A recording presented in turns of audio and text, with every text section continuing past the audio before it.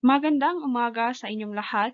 Welcome to today's virtual lesson on taxation o sistema ng pagbubuwis sa Pilipinas. Ako si Janice, isa sa inyong magiging instructor for this session. Sana'y handa kayong lahat na makinig sa ilang mga kapanapanabik na paksa na ating tutunghayan sa araw na ito.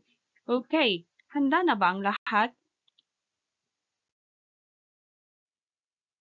Sa nakaraang aralin ay natalakay natin ang patakarang piskal o fiscal policy. Ano nga ba ito? Napag-usapan natin na ang fiscal policy ay tumutukoy sa paggamit ng pamahalaan ng gastos at patawan ng buwis upang impluwensyahan ang kalagayan ng ekonomiya, lalo na ang mga macroekonomikong kondisyon. Maliban dito ay atin ding natukoy ang ilang mahahalagang punto tungkol sa fiscal policy. Una na dito ay ang expansionary fiscal policy. Nasa panahon ng recession, maaaring ibaba ng pamahalaan ang mga tax rates o dagdagan ang gastos upang palakasin ang demand at magpabilis ng aktibidad sa ekonomiya. Pangalawa ay ang contractionary fiscal policy, na kapag may inflation, maaaring itaas ng pamahalaan ang mga interest rates o bawasan ang gastos upang pigilin o bawasan ang pagtaas ng presyo. So yan ang mga patungkol sa fiscal policy o patakarang piskal. Ngayon ay ating ipagpatuloy ang iba pang mahahalagang impormasyon patungkol dito sa patakarang piskal. Ito ay ang tungkol sa pagbubuwis at ngayon ay ating tukuyin muna ang layunin nitong ating paksain. Natutukoy ang iba't ibang uri ng buwis at mga halimbawa nito. Nakakagawa ng mga hakbang na nagpapakita ng kahalagahan ng buwis sa pagtugon sa pangangailangan ng pamahalaan at naipapaliwanag ang legal na padayan at proseso ng pagbubuwis.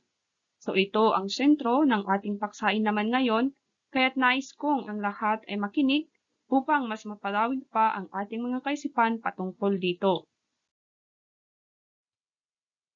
Sistema ng pagbubuwis sa Pilipinas. Bago pa man ang lahat, ano nga ba ang buwis? May ideya ka ba kung ano ang buwis?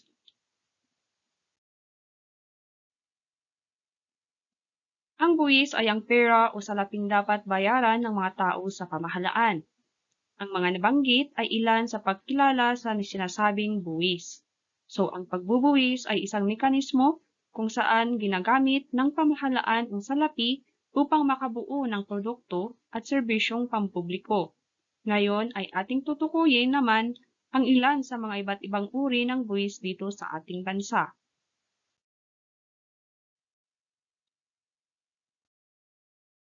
Community tax, income tax, real estate tax, inheritance tax, buwis para sa iba pang ari-arian, buwis sa iba pang negosyo at iba pang kalakal, value-added tax. Gayong ating natunghayan ang iba't ibang uri ng buwis dito sa ating bansa, ay atin ding susuriin kung sino ang dapat magbabayad ng buwis. Sino nga ba sila? Para sa individual o mga mamamayan na tumatanggap ng kita. So ang sinasabi dito ay ang ilan sa mga sumusunod. Mga mamamayan na nakatatanggap ng kita mula sa loob at labas ng Pilipinas. Mga empleyadong nakatatanggap ng kabayaran mula sa dalawa o higit pang employer. At mga empleyadong nakatatanggap ng kita mula sa iisa o ilang mga employer. Ang mga income tax na hindi naibigay ng tama ay maaaring ikolekta o ibalik. Mga self-employed na individual na nakatanggap ng kita mula sa negosyo at pagsasanay ng propesyon. Mga individual na nakatanggap ng compensation income mula sa isang employer kahit na ito ay naibigay ng tama, ngunit ang asawa ay hindi karapat-dapat na mag-file bilang kapalit. Marginal income earners. Ang tinutukoy naman dito sa marginal income earners ay ang mga individual na hindi kumikita bilang empleyado sa ilalim ng isang employer-employee relationship. Ngunit sila ay self-employed at ang kanilang gross sales o resibo ay hindi umaabot sa 100,000 sa isang taon. Ang kanilang aktibidad ay karaniwang para sa subsistence o kabuhayan lamang, tulad na lamang ng mga magsasaka o mangingisda na nagbibenta sa direkta sa mga mamimili. So, sino pa kaya ang dapat magbayad ng buwis? Pangalawa dito ay ang mga korporasyon, mga industriyang nagpapatakbo ng negosyo. So, makikita sa National Internal Revenue Code Republic Act No. 8424, Tax Reform Act of 1997, an act amending the National Internal Revenue Code as amended and for other purposes, Section 22B. Ang mga maituturing na mga korporasyon na dapat magbayad ng buwis. So, malinaw ba sa inyo kung sino-sino ang mga dapat magbayad ng buwis? Okay. So dahil sa pagbabayad ng mga mamamayan ng mga buwis, na ipapatupad ng pamahalaan ang sumusunod. Pagbabayad ng utang ng pamahalaan sa loob at labas ng bansa. Serbisyong panlipunan para sa kapakanan ng mga mamamayan tulad ng tulong sa mahihirap. Serbisyong pang-ekonomiya tulad ng pagbibigay ng pensyon, pag-aalaga ng likas na yaman. Pangkalahatang paglilingkod tulad ng pang-immigration at pandiplomatiko, pagpapanatili ng mga pampublikong libangan gaya ng parke at laruan. Pang-edukasyon tulad ng pagbibigay ng libreng pagpapaaral mula sa elementarya hanggang kolehiyo, tulad na lamang ng State College at Universidad. Pagpapagawa ng mga paaralan, pagpapasweldo sa mga guro, pagbili ng mga aklat na gagamitin ng mga mag-aaral.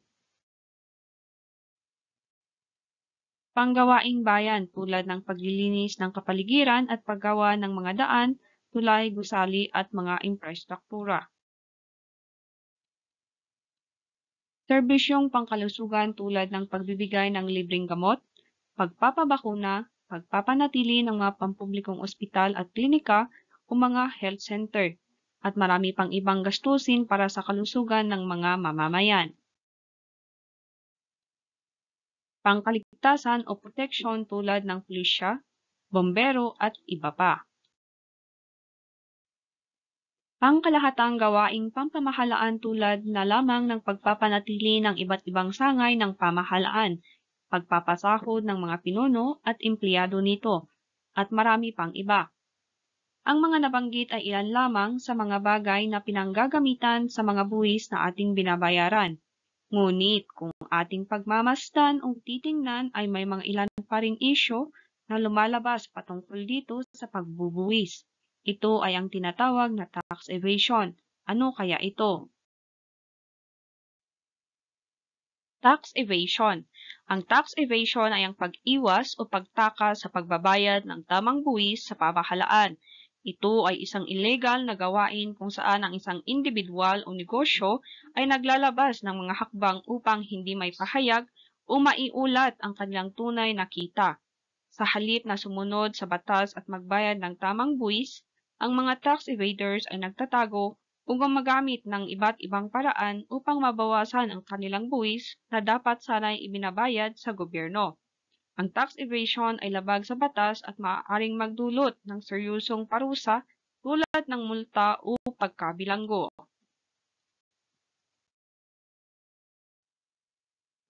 Sa Pilipinas, ang tax evasion ay may mga sumusunod na halimbawa ng kriminal na paglabag sa tax code.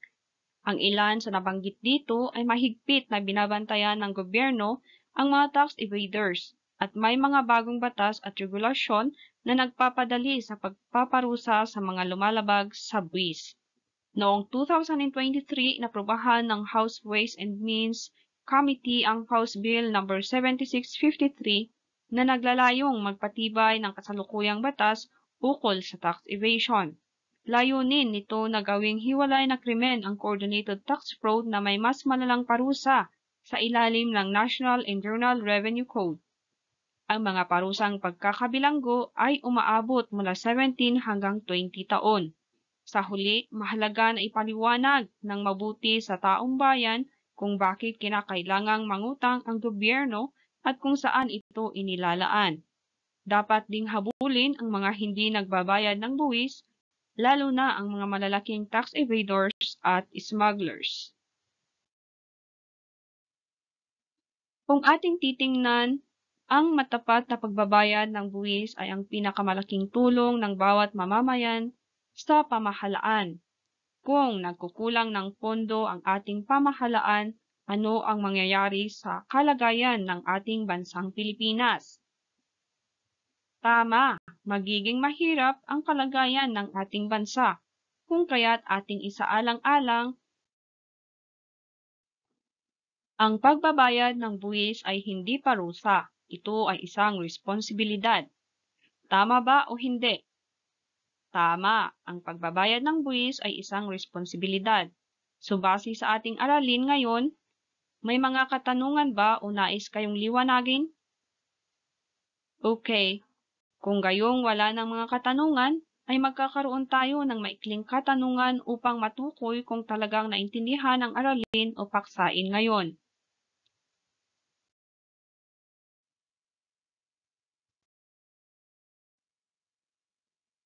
Una, ito ay ang sinisingil sa bawat mamamayan ng bansa at ginagamit itong pondo sa mga pampublikong gastusin. Kung ang sagot mo ay buwis, ikaw ay tama. Pangalawa, ito ang pag-iwas o pagtakas sa pagbabayad ng tamang buwis sa pamahalaan. Kung ang sagot mo ay tax evasion, ikaw ay tama.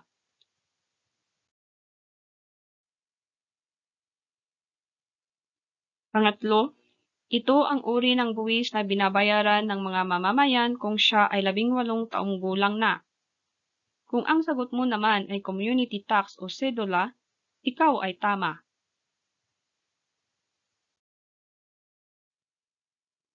At ang panghuli, ito ang tawag sa buwis na ating binabayaran kapag bumibili tayo ng mga bagay tulad na lamang ng pagkain, kasuotan, kagamitan at iba pa. At kung ang sagot mo naman ay VAT o Value Added Tax, ikaw ay tama.